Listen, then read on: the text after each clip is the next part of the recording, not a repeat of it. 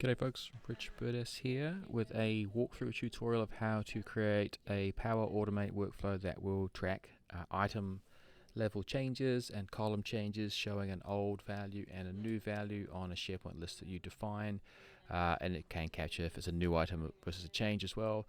The reason we do this is sometimes when you're in an item and you want to look at version history, it can be a little clunky when you go through here and then you want to have a look at it and you say view and then you've got it, and then where do you go? You can't go back, right? So you can close it and then you're out of the item. So that can be a bit annoying if you're trying to get a quick snapshot of what's changed for an item. So this just is useful to go item by item what's in there. So we are going to use Power Automate. It is a cloud flow. I've made a little start on it. It is basically an item. This is my source list. I'm just grabbing that. It's going to happen on a new or change. I'm just terminating the new item at the moment if it's a new one, just for now, and we'll close that up at the end of this session.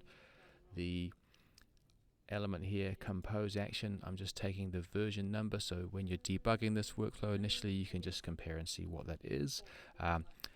If your item is brand new, it will have a version of 1 and it's 1.0. So when we're doing a condition check, we want to get the version number and then it's equal to a string of 1.0. You could put a float there as well, but yeah, that is the syntax. If I just type a 1 in there, or 1.0, Power Automate will be smart and put it back to a 1, and the syntax will break because it won't find a 1.0 and it will carry on. So yeah, we're just basically putting that in there. And so the next action, if I add this in, it's under SharePoint. To get to version histories, you're going to want to go to an HTTP request, but there's also another action in SharePoint which is really useful, and it's this one here, get changes for an item or a file. And this item will allow you to look up all the versions between a particular time if you want to. So let's go, our source list is our contract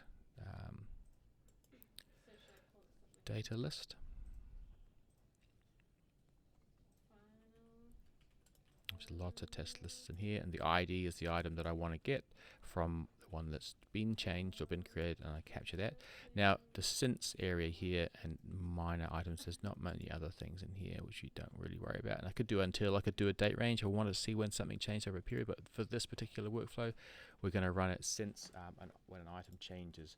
And what we're going to want to add in here is we want the version number of this item -1, because you just want the last version, right? So it's going to require an fx or an expression, and it is add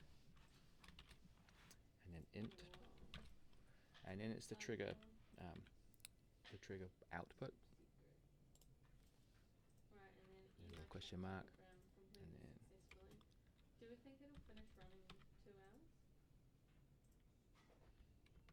you've got to put squiggles in this one for version number, because this is where version number is stored within the array that comes back from SharePoint for the version number. And it's that, we're adding -1, then we go to the end, square, close the bracket, comma, -1. Good.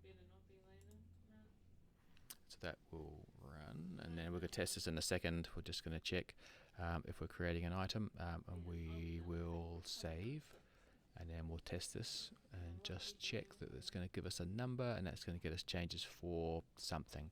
So let's go to our source list, this one. This is a new item. Let's make an edit to it.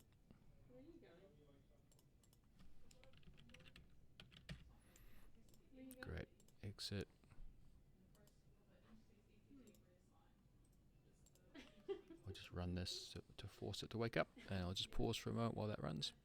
Okay, back into it. That has run. So we can see here our version number 2.0. Because we're just doing majors, right? So we're not doing minors on this particular list. So our condition to check has been ignored, and now we're down in here, and we can see we're looking for item version number, and so since version 1 until version 2. So that's going to give me a list of what's changed. So in the get changes for an item or file, we can see these are the column names that are going to come back, and then we can see what's changed. So if you saw earlier, I changed the license holder name to true. or to a value, and so in this particular item it comes back as a true or false. Everything else is false. So then we can use this action to then extrapolate further, get the column that changed, and then get data about it, and then do something with that data. So that's what we're going to do next. All right. So first of all, we're going to jump in, and we're going to do, let's get the version ID of this item. Pop back into edit mode. So I want the version ID of the new one. This isn't quite for this action, but later on in this workflow I'm going to go and do an HTTP request. I'm going to want to get a particular version ID, so I'm going to want to get the version ID, not the text version ID, but the actual version ID of an item, which isn't necessarily 1 or 2. It sometimes has a much different digit. So for this, just going to do a compose. And when we run this, it'll make more sense, and you'll be able to see what that version number looks like. Version. Cool. And then if we jump into the dynamic elements of this, it will be in this action here, and it's going to be, we need to see more, we need to do a little, let's do a since version number. I think it was the first one. Great, that one, perfect. Oh, since version ID, that's version label, we don't want that, we want since version ID. And let's just type in since. And he was like, hold on a second, my cat, I gotta get my cat out of the rubbish bin. Oh my god.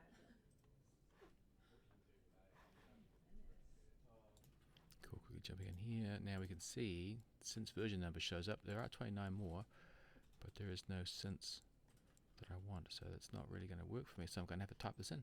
That's fine. Let's jump here, FX, and then we're going to be typing in the following.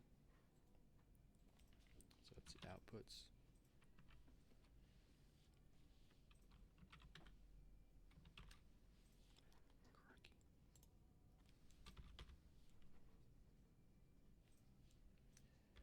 And then it's the action we have, get underscore changes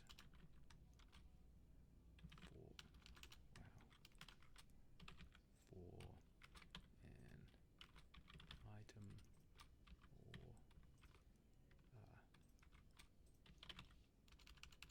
if only I could talk and type at the same time would be great.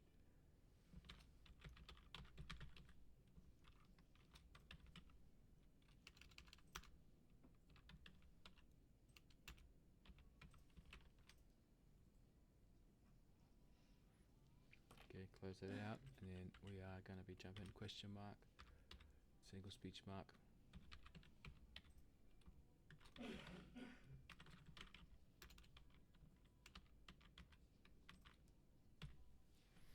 Outputs get changes for an item or a file, properties only, which is this action here, body since version ID, add that, save it, and then just run a quick test, double check you got it right.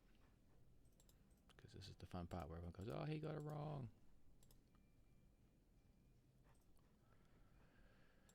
Cool. There we go. So that's what it's showing here, right? So the actual version ID is 512, and you need that in any HTTP request if you're going to get a specific version of an item. It's not up here where we can see the version is 2.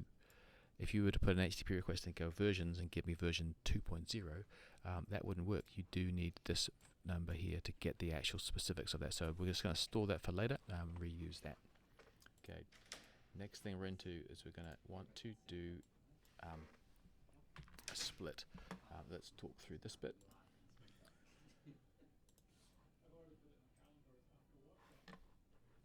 One second. Cool, we just put it back into edit mode. So what we're going to do here is add ourselves another compose action.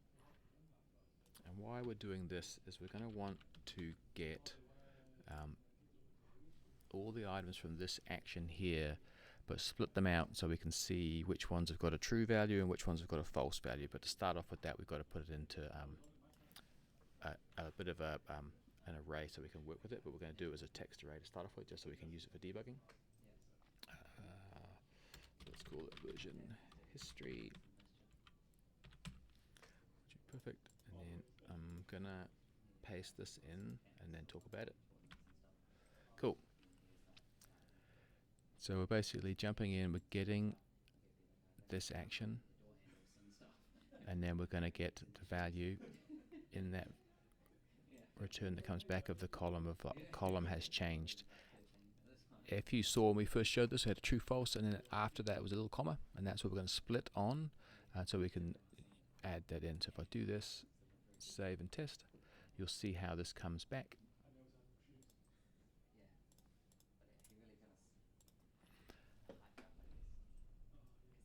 Cool. So up in here, we've got these items here, right? And you see the commas after each one. And so down here, what it means is we're going to split them out so our output looks a little bit different. And then we can start using this to find and filter the ones that are just true. So in the end of this tutorial, we'll just have this particular value showing us our only item that's changed, and we can work with that. And we're going to ignore everything else because we don't need to know about those changes potentially. There might be a case where you do need to know about them, but in this scenario, we're just working with true or false values.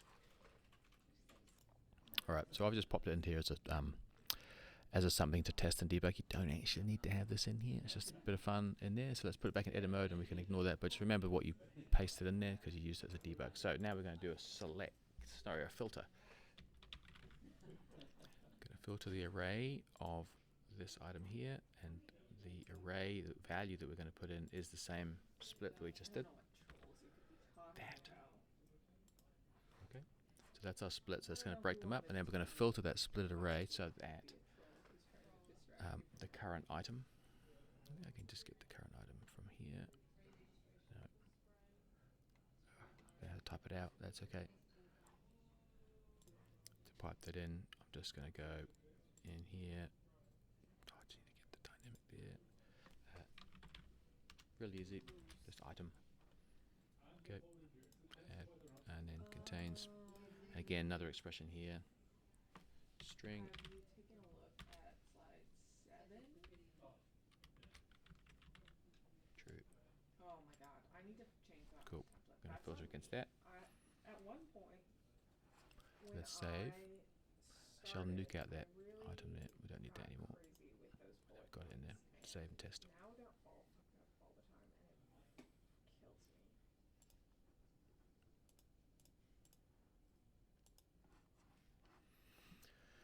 Let that run. And so then we can see down here, we've actually got modified as true as well, because we do know it was modified, which is cool. Okay. Been changed, so we know it's a new version, so it's definitely modified. We can use that, or we can just use that. So we could discount that if we don't want to have modified in. Depends on what you want to do, but that's one thing we're going to look at. The key thing to note here is what I want to do is I want to be able to extrapolate just the word of the column. The columns are good here because they match exactly what SharePoint is, so that's the value that I'm going to use. If I ever want to use that in an HTTP request, I can get that particular node in the return, and it will return back the name of your column. In my example, there are no spaces. If you had spaces in your SharePoint column, you'd have a few extra digits and characters in there, but that just helps show that what we're going to do is work through to get that bit out, and then we know that these are the ones, and then we can filter this. So what we need to take an action here is to then do a little bit more of an action. Let's put it into edit mode, and then what we're going to add in here. Oh, sorry. Using my one I prepared earlier screen. Go to select. We're going to take add an action.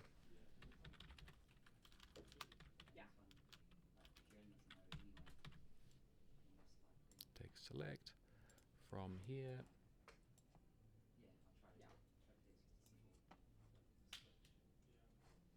It is the body from the filter array. Body filter array.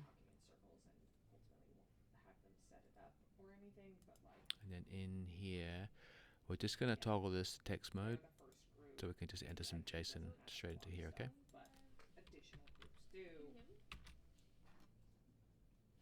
And then we're just taking the item. Remember, you got an extra bracket at the end there. That's that. Cool. So if I save and run this, we'll see how this plays out. Strange. Great. Anything you need from me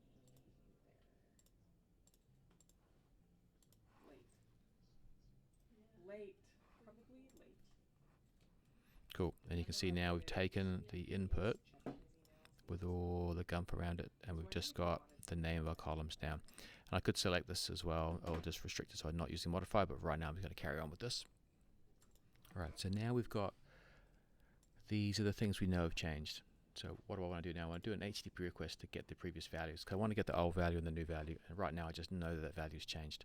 I know the new value from this action here, so I can use it there, but I want to get the old value, so I'm going to do an HTTP request to SharePoint to get that value. I don't remember. Cool, that's the one.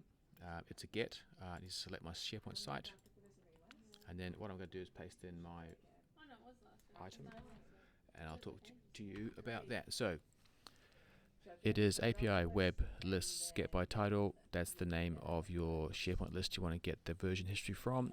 Is items, and that's the ID from the trigger. So up here, right up at the top, that's the ID.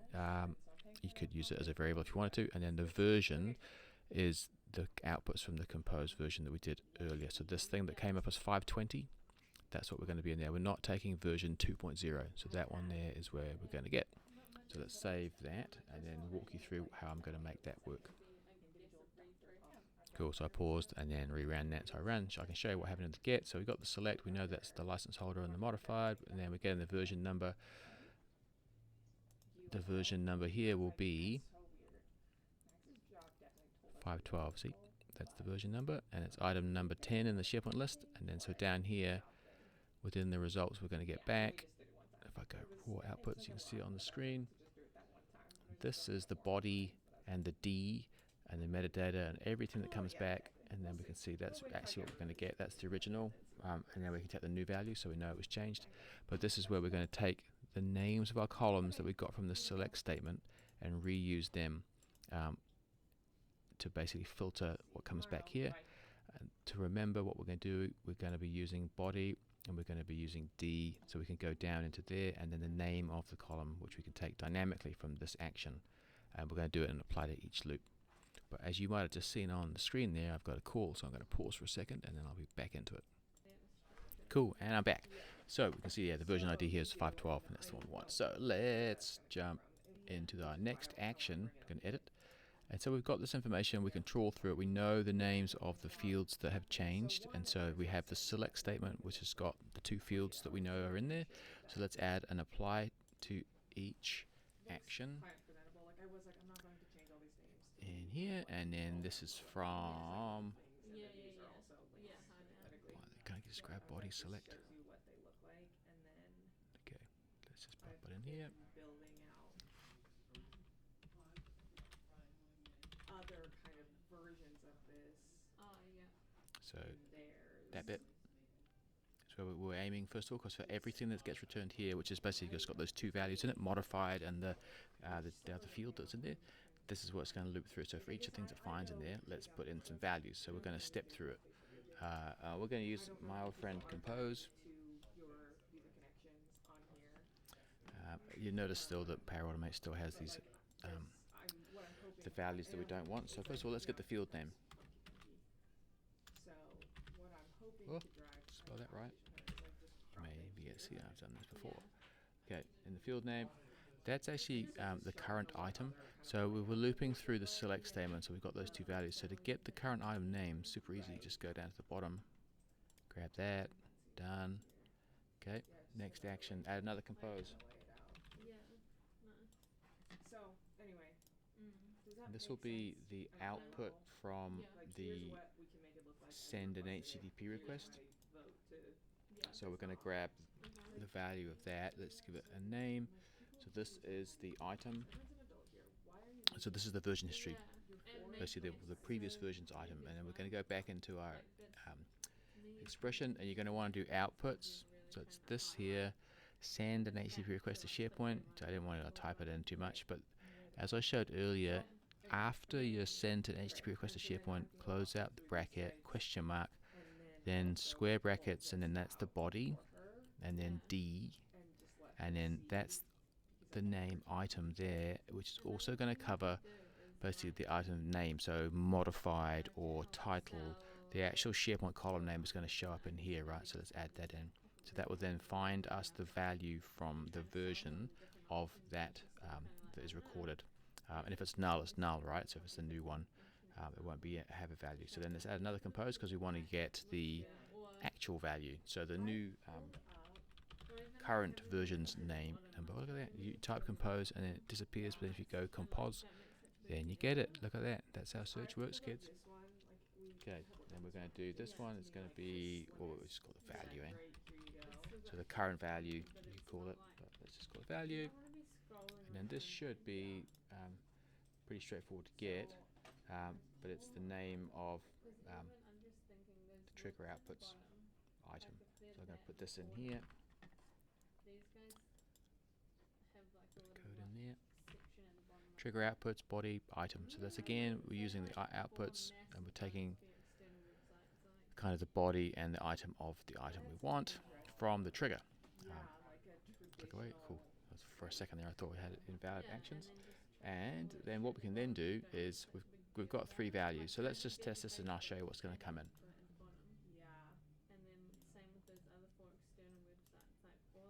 Let's just run a new test.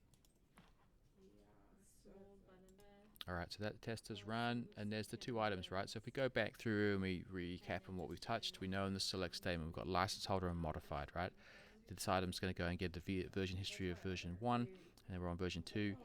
Then in the apply to each, we can see that there's 2 items returned which match the 2 items that we want. So license holder and then modified should be the 2 fields that come back, which is cool. Go into the field name, we know that's license holder, right? Because we're going to use that in an action. The previous value for that item was null, and now the new value for it has got a tester value in it, right? To compare that against modified, we know it's the modified. The previous value had a date stamp there, and then the new value's got a different date stamp, right? So just so you're aware, if your version 1 had no value, it's going to come through null, right? It's going to be empty. Just be aware of that. It's not a problem. It's just there, so you know that it's gone from nothing to a value. So drop back into edit mode, and then we're going to use these 3 items, or these 3 controls here, plus some other items to create an item in SharePoint. And we'll go to our workflow history list. And wait for this to load. Track changes. And depending on how Power Automate's feeling, it may or may not have the values for you. So let's go title, original ID, change by, change date. The column that changed, the old value and the new value. Set up your list however you want.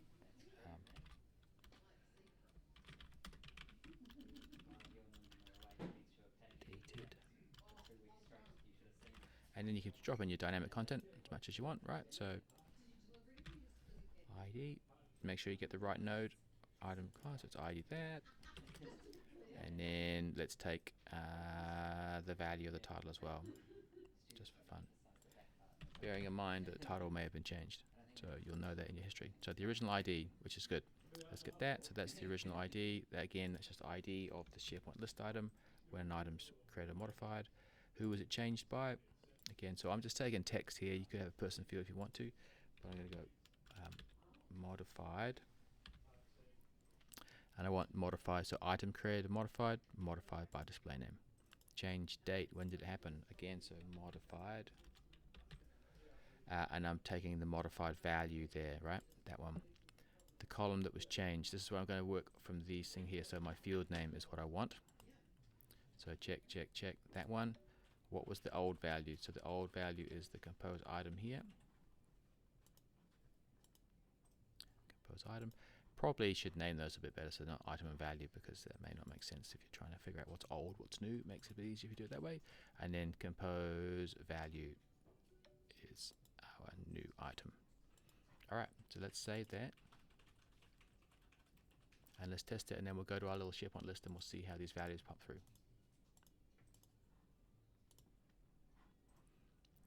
Let that run, it's popped away, and then we've got Power Platform. Power Platform is our change list. And then we should see by magic new values, maybe or not. Let's just wait for them to happen. Oh, I'm filtering, look at that. Rookie. Had a second moment there. I just wanted to just double check that I had it right. There we go. So there's 3 items done. Those are the ones I just added in. I ran it twice before as a test, so that's in there. We can see they're in. I've actually got another workflow that's grabbing there, but this is item updated 10, license holder. The previous value was null. Now the new value is tester. I should disable my other workflow that's also watching this workflow as a trigger, but that's how we put things in. Get a date stamp in that we want, matches the syntax that we might have for our site or not. We can have modified, we can have license holder, but the key thing to note is that's creating a new item. If I scroll down, we get it. So it's item updated, number 10. Our original ID was 10, changed by me on this date. If you want date timestamp, then you can grab that as well, but we're using SharePoint column values. In this particular site, they're just day, not date time, but you could do UTC now if you want to grab the exact time, or the actual modified date if you want to grab that as well. Roll that in. But that's how we can capture the version history of an item and show the old value and the new value in a SharePoint list if we want to track that. I hope that was helpful. Happy power automating.